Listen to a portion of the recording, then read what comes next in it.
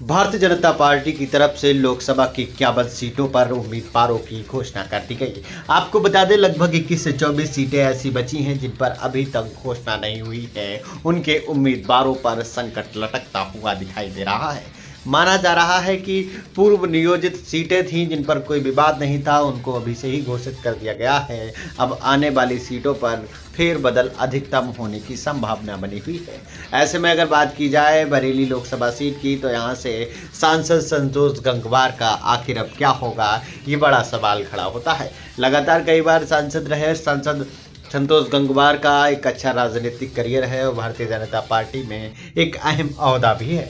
आपको बता दें कई बार टिकट उनके कहने पे ही बरेली लोकसभा क्षेत्र में किए जाते हैं। विधानसभा के कई बार उनके कहने पर टिकट मिलता है तो कई बार उनके मना करने पर टिकट कट जाता है।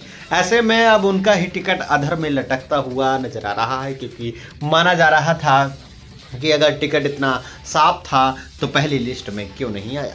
फिलहाल आपको बता दें लगातार कई बार सांसद रह चुके संतोष गंगवार एक उम्र के पड़ाव पर हैं। ऐसे में माना जा रहा है कि अब उन्हें कार्यकारिणी समिति में भारतीय जनता पार्टी रखने वाली है। सलाहकार समिति में भेजकर अब उनसे सलाह लेने का काम करेगी, क्योंकि उम्र के पड़ाव को देखते हुए भारतीय जनता पार्टी संतोष गंगवार को रिटायर भी कर सकती है।